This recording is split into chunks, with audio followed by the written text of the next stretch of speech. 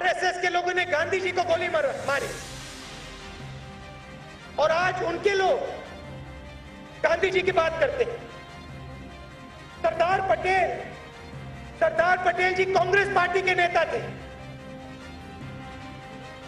उन्होंने आरएसएस के बारे में साफ सुथरा लिखा है, उनके संगठन के बारे में बहुत साफ सुथरा लिखा है, और आज कांग्रेस पार्टी के नेताओं को कहते हैं भैया वो तो हमारे नेता थे।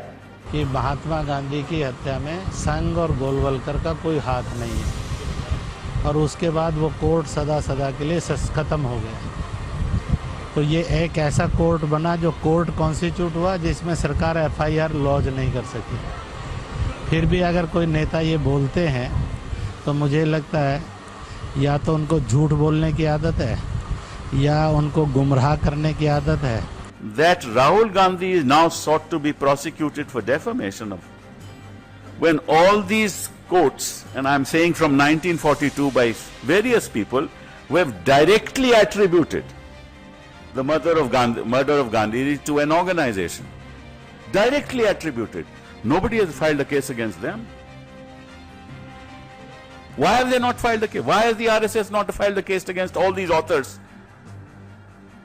Why have they not filed against the brother of Nathuram, who said we were all in the RSS? So why this hypocrisy? KL Kanwal साहब, 1925 में आरएसएस की स्थापना हुई। कहा जाता है कि शुरुआती दौर में गोडसे कुछ दिनों तक शाखा में गए, 1930 के आसपास छोड़ दिया उन्होंने, और उसके बाद में लगातार जो है 20 साल बाद गांधी की हत्या की गई। तो क्या ऐसे मामले में एक विचारधारा प्रेरित जो संगठन है उसको माना जा रहा है टारगेट, विचारधारा को उसके जरिए टारगेट किया जा रहा है? मेरा कहना ही अश्विनी जी कि गोडसे शाखा में जाते थे, एक छोटे बच्चे होंगे या थोड़े से एडल्ट बन गए होंगे या जो कुछ, मतलब शाखा में जाना एकमात्र जो है वो आरएसएस का खास व्यक्ति नहीं माना जा सकता। बिल्कुल, संगठन में कुछ वो थे, यदि ये प्रूव होता है और थोड़ा सा ये होता है कि और भी उनके कुछ साथ है जिनका आरएसएस से संबंध रहा है, तो मान सकते हैं। एम्पिरिकल एविडेंस होनी चाहिए। और आजकल चल क्या पड़ा कि एक बार कुछ नेता कुछ भी कह देते, जो आधारहीन बात होती, बाद में कहते मैंने कहा ही नहीं। ये बहुत गलत चीज़ है।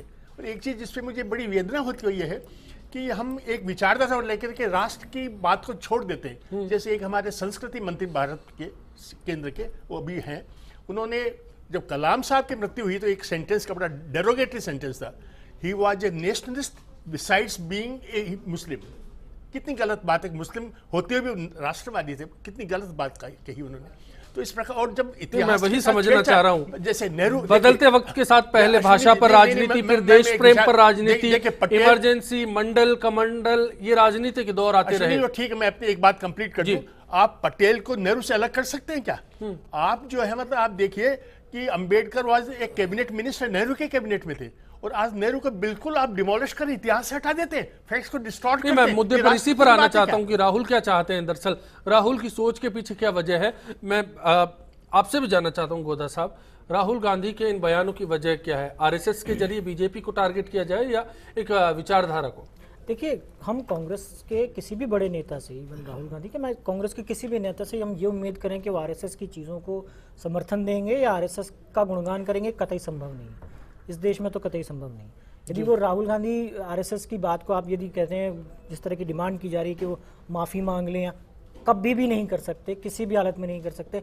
ऐसा करते हैं तो खुद पार्टी उनके खिलाफ हो जाती है। तो ये कतई उनसे उम्मीद नहीं की जानी चाहिए कि वो इस तरह की कुछ चीज़ करेंगे।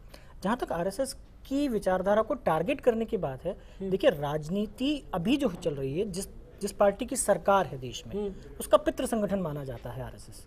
तो नेचुरली यदि वो विपक्ष यदि कहीं पर हमला करेगा तो उससे जुड़े हुए जितने भी संगठन हैं वो सब उसके दायरे में आएंगे। और यदि हम इस तरह की कोई भी बात सुन रहे हैं जो कि चुनाव के परिप्रेक्ष्य में भी है, जो देश भर में जो चुनाव होने वाले उनके परिप्रेक्ष्य में, और खासतौर पर यूपी का जो चुनाव है जहां पे कि वोटों का ध्रुवीकरण बहुत बड़ा रोल प्ले करता है, वहां पर यदि उसको ध्यान में रखते हुए इस तरह की कोई भी बातें आती है तो हमको ध्यान रखना चाहिए कि ये सिर्फ और सिर्फ राजनीति से प्रेरित है। जी, उनके पास सब्सटेंशियल एविडेंस है कि नहीं है इस चीज को साबित करने मेरे ख्याल से अर्चना जी का रुख करना चाहिए। दो दर्शकों के बाद बात होगी अर्चना जी से। घनश्याम जी दौसा से है और खालिद साहब बीकानेर से है। घनश्याम जी नमस्कार। नमस्कार सर, बताइए सर क्या कहना चाहिए? मैं ये कहना चाहता हूँ कि जो राष्ट्रीय स्वयंसेवक संघ ये राष्ट्र के लिए काम करती है, ना कि कोई नेताओं के लिए, न कोई विपक्ष के लिए काम करती है। राष्ट्र के हित में काम करती है। दूसरी बात, ये नेताओं को इस संघ के बारे में सोचना बहुत गलत है। इतना गलत है कि इनकी सोच में, दिमाग में है ही क्या जो संघ के पीछे बढ़ रहे हैं। चलिए मैं जानूंगा अर्चना जी से। खालिद साहब नमस्कार। सर नमस्कार। बताएं सर, राहुल जी हो या कोई और दूसरे नेता है, उनको किसी भी नेता को 47 के जड़े मुद्दे उखाड़ने की जरूरत नहीं है। वो सत्ता से बाहर है, उनको ये सोचना चाहिए उनकी पार्टी कैसे सत्ता में लौटे। ये फालतू की मारा था या किसी और को मारा था। बहुत बहुत शुक्रिया आपका इस राय के लिए। अर्चना जी, जानना चाहता हूं कि राहुल गांधी पर आरोप है कि तर्क उनके पास नहीं है, बेवजह की बात कर रहे हैं, सियासत में आरएसएस को घसीटने की कोशिश कर रहे हैं। कैसे साबित करेंगे कि विभाजनकारी संगठन है? कैसे साबित करेंगे नफरत फैला रहा है? देखिए अश्विनी जी, हिस्टोरिकल एविडेंस मौजूद है कि गांधी जी की हत्या किसने की और कितने लोगों ने उसको सब्सटेंशिएट किया कि वो संघ विचारधारा से जुड़े हुए। दूसरी बात ये कि विघटनकारी है और एक तरह से देश में राष्ट्रीयता, राष्ट्रवाद के नाम पर एक राजनीतिक परिदृश्य भी उत्पन्न करता है और पेरेंटल ऑर्गेनाइजेशन भी भारतीय जनता पार्टी का, सारी चीज़ें स्थापित हैं।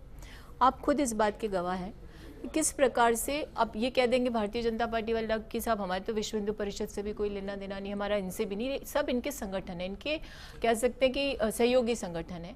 और जब नरेंद्र मोदी जी नेहरू मानते थे कि आरएसएस एक सांस्कृतिक संगठन है, पहली परेड में भी स्वयंसेवकों को शामिल किया गया। लेकिन अश्विनी जी, ये भी इस बात को भी पूरा भारत जानता है कि वो सांस्कृतिक संगठन जिस समय भारतीय जनता पार्टी को सहयोग नहीं करता तो भारतीय जनता पार्टी नहीं जीतती है चुनाव। और वो सांस्कृतिक संगठन जब उनकी रीढ़ की हड्डी के रूप में उपस्थित होकर के उनके प्रचार प्रसार का काम करता है तो भारतीय जनता पार्टी जीतती है, यानी वो उसके साथ एफिलिएशन भी। मतलब आपका एतराज बीजेपी के साथ एफिलिएशन पर है? मेरी बात सुनिए, हमारा एतराज बीजेपी के साथ एफिलिएशन की बात नहीं है। वो विचारधारा जो आरएसएस और बीजेपी की कंबाइंड विचारधारा है, जो शेयर की गई विचारधारा है, जिसमें कहीं भी मतभेद नहीं है, उस विचारधारा को यदि कांग्रेस के नेतृत्व ने कटघरे में खड़ा किया तो उससे किसी को क्या गुरु सुनना चाहिए? क्यों भारतीय जनता, अब आरएसएस कैसे भारतीय जनता पार्टी को सब्सटेंशिएट करता है, उसको सपोर्ट करता है, इसका सबसे बड़ा उदाहरण मैं आपको देती हूँ। हाल ही में जब एक मिनट गौ रक्षक हत्या में बात करो, हाँ, Bharatiya Janata party, Bharatiya Janata party, Bharatiya Janata party, Bharatiya Janata party, Jansangh, सब थे। देखिए अभी आपने जब जनसंघ के जमाने में भी यही आरोप लगता था, अटल बिहारी वाजपेयी को भी यह कहा जाता था कि आप कैसे कट्टर पंथ के साथ जुड़े हुए हैं। बिल्कुल अश्विनी जी, देखिए मेरी बात सुनिए, हर राज्य में या हर देश में एक दो जनता पार्टी के विभाजन की वजह भी यही बना। लेकिन यदि आप आरएसएस की आइडियोलॉजी के जितने राइटर्स हैं उनको पढ़ने का प्रयास करेंगे तो उन्होंने हिटलर का समर्थन किया, मुसोलिनी का समर्थन किया, उन्होंने उस विचारधारा का समर्थन किया जो दमनकारी रही है। तो ये भी स्वीकार करेंगे। मुझे बताइए सुरेश जी, मैं आपसे जानना चाहता हूँ।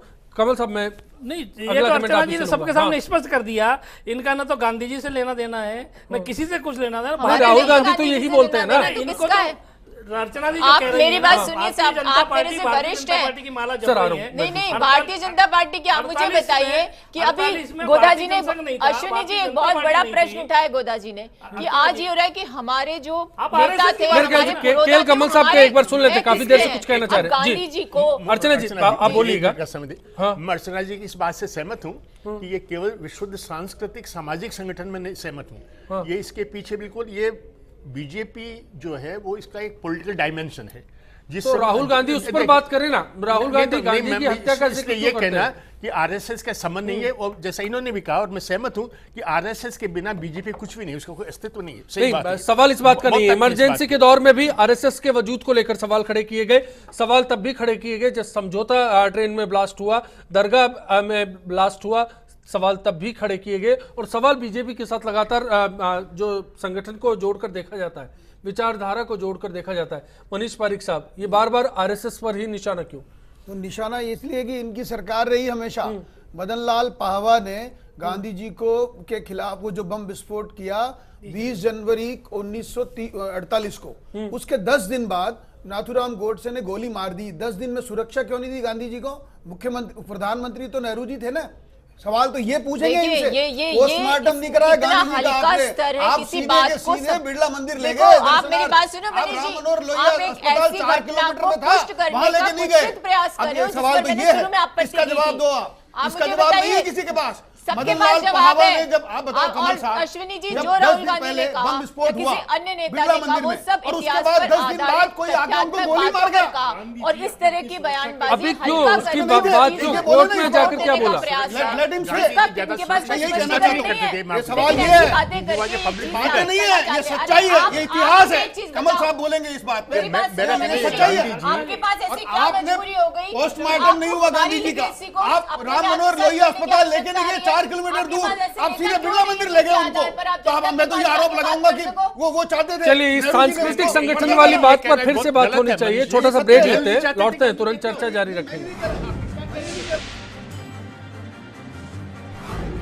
क्योंकि अभी यूपी के चुनाव सामने हैं, तो भाजपा और कांग्रेस दोनों पार्टियां एक दूसरे को घेरने के लिए इस प्रकार के पुराने मुद्दे जनता के सामने लेके आती है। हालांकि जनता काफ़ी कुछ समझ भी चुकी है कि इन बातों में, पुरानी बातों में कोई मतलब तंत्र वाली बात नहीं है। जनता अब सिर्फ विकास की भाषा समझती है। इतने वर्षों बाद इन मुद्दों को उठा के जो देश के विकास की बातें नहीं करके बेरोजगारी को समाप्त करना, देश के विकास की, गाँव के विकास की बात, औद्योगिक विकास की बात, खेलों के विकास की बात होनी चाहिए।